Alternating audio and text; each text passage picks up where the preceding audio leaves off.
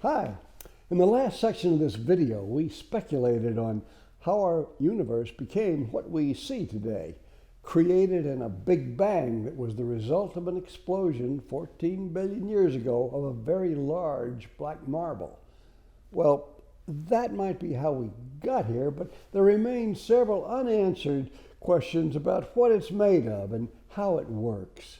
They include a strange substance that we can't see called dark matter, which plays a key role in structuring the universe, and a mysterious force called dark energy that affects how it expands.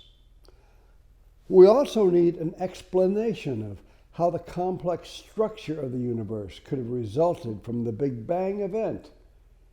Well, in this section and the next, we'll suggest plausible explanations of these unanswered questions that will lead to the creation of the universe that we see today.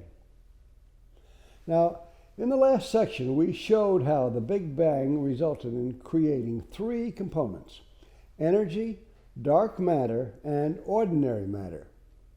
Well, I'd like to start by looking more closely at ordinary matter. It's the wonderful stuff that we're made of and everything we see in the universe. We speculated that it was created during the Big Bang as the event made a transition from the explosive phase to the expansion phase that we live in today. And we proposed that as the energy level dropped from the extremely high explosion value to the lower level of expansion, a small number of the black matter residue smithereens were excited when the energy reached a critical value, and they began to vibrate as ordinary matter particles. These particles only make up about 5% of the new universe, but they're pretty important to us. There are just 16 of them, and in various combinations, they can make up any of the hundreds of subnuclear particles that we see in our atom-smashing machines. Here's the full set in an array that we call the Standard Model. And for my money, this is the most amazing diagram ever discovered, even more than the periodic table of elements. Now, we should keep in mind that these particles consist of packets of energy that produce vibrating waves in space. But the particles themselves are mostly empty space. In different kinds of interactions, they can behave as if they were small solid particles or as if they were actually waves in space. Black marble theory proposes that the waves are created by the vibrations of excited smithereens. Now, this is quite similar to ideas put forth in string theory, and the smithereens may provide the material of the strings themselves. Well, for now, we'll leave that thought for future speculation. Now, when waves vibrate in a medium, they'll interfere with each other, and the result has to be analyzed by the science of wave mechanics. And when we apply this to the behavior of subatomic particles, we call it quantum mechanics. And the behavior it predicts is often strange and unexpected. If you're familiar with this subject, you realize that experimental results with subatomic particles can be very bizarre, but it's very predictable and it's well proven. However, it's one of the tenets of black marble theory that quantum behavior is a property that only applies to ordinary matter and doesn't play a role when we're considering the nature of dark matter. Remember, when we subject ordinary matter to gravity, the space is contracted until it's gone and there's no more room for the vibrations. The substance that's left is black matter, which is completely inert and will no longer interact with ordinary matter. Before we continue, let's take a moment to be sure we're clear about the terminology that we're using to refer to these new ideas about the nature of matter. Scientists have used the term dark matter as a name for the mysterious substance they discovered about 50 years ago. They could explain its effects and include it in the equations they used to describe the universe. But they had no idea what it was made of or where it came from. Black marble theory seeks to answer those questions without altering the effect that dark matter has on the universe. And I'll often use the term dark matter when we're discussing these classical effects. The term black matter, however, refers to the new state of matter proposed by black marble theory, in which all of the space found in ordinary matter has been eliminated by extreme gravity. And when there's enough black matter to coalesce into a solid object, it'll form a sphere called a black marble. And if the black marble is large enough, it will contract the space around it and create the object that we call a black hole. Just like an atom forms around an extremely small nucleus, the center of a black hole is an extremely small black marble. I propose that the Big Bang resulted from the explosion of a huge black marble, resulting in a residue of dust made of smithereens, which form clouds in an explosive formation that consists of black dust. And these are the clouds that produce the properties that we ascribe to dark matter. Now, these properties have perplexed scientists ever since they were discovered. For instance, a major mystery in the cosmos is, why doesn't ordinary matter interact with black matter, except for gravity? Well, the explanation is that they are completely different entities. Ordinary matter particles consist of energy packets vibrating in space, interacting with each other through the laws of quantum mechanics. And we've speculated that the vibrations are caused by a black matter kernel in the particle that was energized during the Big Bang to create the particle and its field, which interacts with other ordinary matter particles and the Higgs field, which gives the particle its mass. On the other hand, black matter smithereens are completely inert, and they're physically much smaller than the space vibrations of ordinary matter particles. The two entities are simply unaware of each other's existence. Now, unless you're viewing this video in a clean laboratory environment, the air around you is filled with minute dust particles. They're not aware of you, and you're not aware of them, unless you're allergic to dust, but the same principle applies to smithereens and ordinary matter. Here's an actual picture of an atom. This is the first image ever made of a hydrogen atom made with a quantum microscope. It shows the spatial vibrations caused by the proton and the electron, although the proton nucleus and its component quarks are too small to be seen. But suppose a smithereen were to happen by and penetrate the space of the atom. It's represented here by the black dot, although the smithereen would be many orders of magnitude smaller than shown here. But it wouldn't be affected by the charge of the atomic particles, and although it might be jostled a little as it moves through the vibrating space, it would pass right through as if the atom weren't even there. The atom wouldn't notice the smithereen any more than a fast-moving stream of water would notice if a thin stick were poked into it. Well, that brings up an interesting question. If ordinary matter does not interact with black matter, how do we know the dark matter's there? Well, I said there was one exception to their interaction, and that is that they both can be affected by gravity. That is to say, both have the property of contracting and warping space, so that if we observe ordinary matter moving near a collection of dark matter, we'll see it curve as if there was a force of gravity acting on it. So one way we know dark matter is there is by observing its gravitational effects. For example, we know there's a great deal of unseen dark matter in galaxies because they rotate much faster than they would if the dark matter weren't there. We also observe that galaxy clusters require much more matter than we can see to keep them bound together. Now, we can also detect its presence by a phenomenon known as gravitational lensing. Here's a picture of what that looks like. Einstein showed that ordinary matter can attract and bend light by its gravity, and the same thing applies to dark matter. This diagram shows how gravitational lensing works. The light from a distant galaxy in the upper left passes through and around a cloud of dark matter and appears to us on Earth as a ring of light surrounding a dark area in space.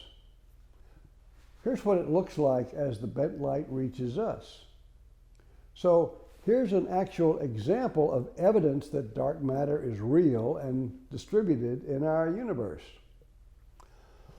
Well, not only does it exist, but in order to account for the gravitational effects, there must be 3 times as much of it as there is ordinary matter.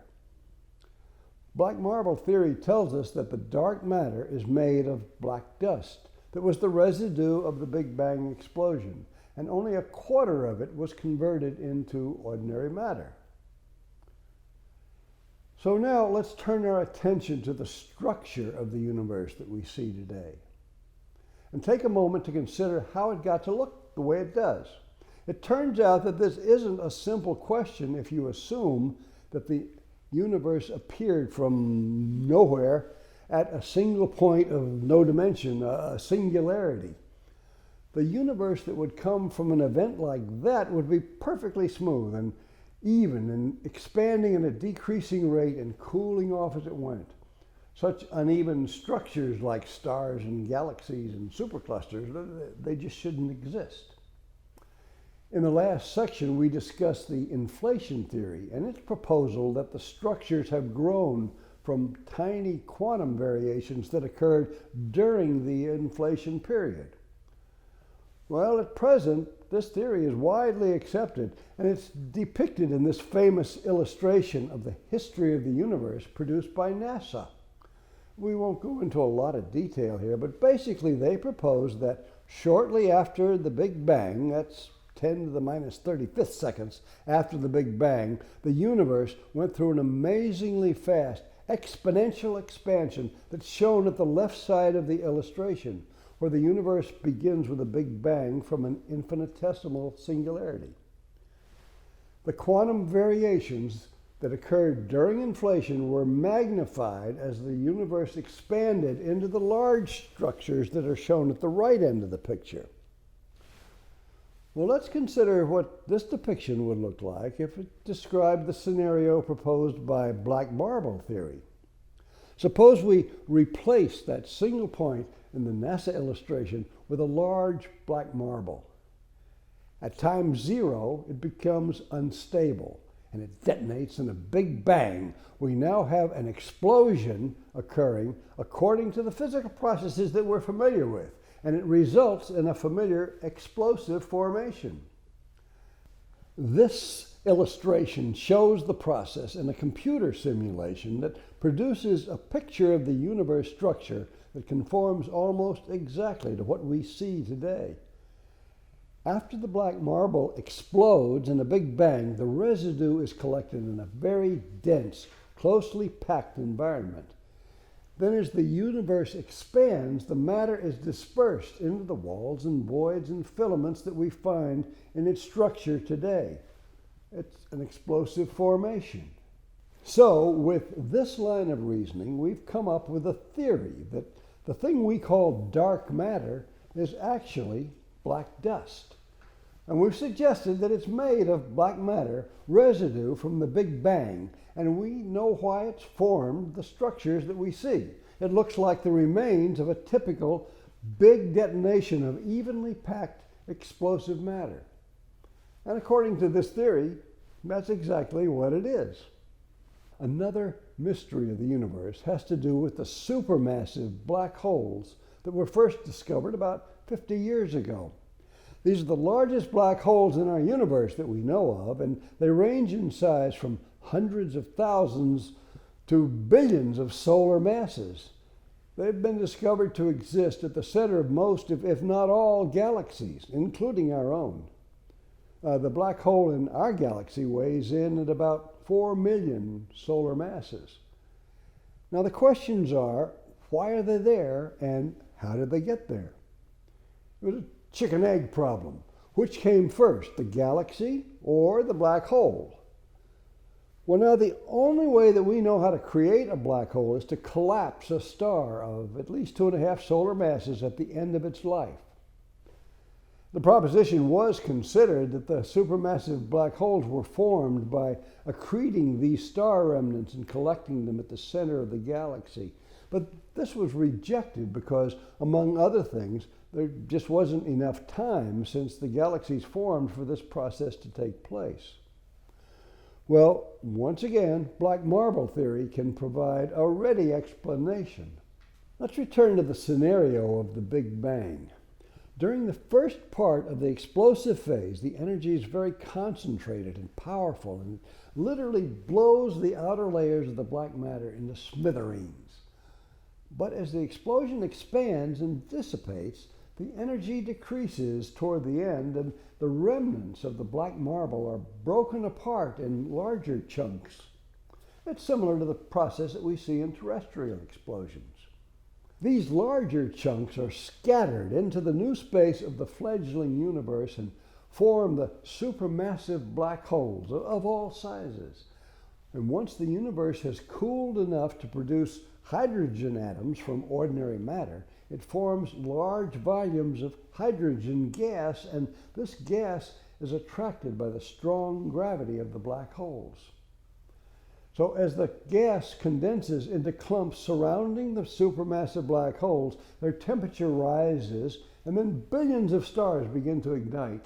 And in this way, the supermassive black holes form the kernels that produce the galaxies that we see today. Black marble theory suggests that some of the remnants were especially large, and in the dense environment of the early universe, they attracted large amounts of hydrogen and created the objects that we observe today as quasars. These are the brightest and most distant objects we can observe, and their extremely large red shifts indicate that they were formed early in the history of the universe. They were formed between 9 and 13 billion years ago. But since that time, the density of matter has dissipated, and there's no longer enough material or large remnants of black matter to create new ones. But when the universe was young, there was enough matter to create more than 500,000 quasars whose light from billions of years ago can still be seen today. At this point, we've covered most of the questions about the universe that have to do with its matter component. We proposed that the Big Bang that created our universe resulted from the explosion of a very large black marble, and the residue dust from that explosion is with us today in the form that we call dark matter. And we've shown how the structure of the universe could be formed by the familiar explosive process that we see on Earth and through our telescopes. Of course, when we see explosions, we expect them to start violently, but then expect a slowing rate until they dissipate and disappear. And for many years, cosmologists believed that our universe would do the same thing. But then, in the 1990s, a shocking discovery was made that the expansion rate they expected to slow down had actually been speeding up for the last few billion years. This required new energy from somewhere, but they didn't know where. They called the mysterious force dark energy. And just when we thought we had the universe pretty well figured out, here was a new question to be answered. So now it's time to turn our attention to the second major mystery of the universe, the one we call dark energy. Like dark matter, cosmologists know that dark energy exists, but they don't know where it comes from, and the current explanation of it will have the result of ending our universe by ripping it to shreds. Well, in the next section, I'll propose an alternative theory that will suggest where dark energy comes from and will avoid the violent end that the current theory predicts. We'll see which one you like better.